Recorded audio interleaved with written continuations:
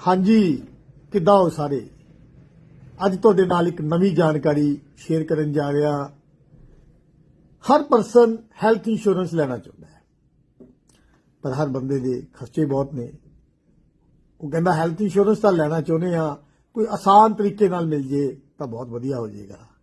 ਤਾਂ ਹਿੰਦੁਸਤਾਨ ਦੀ number 1 stand alone health insurance company star health insurance company ਲੈ ਕੇ ਆਈ ਹੈ bye ਨਾਓ ਪੇ later.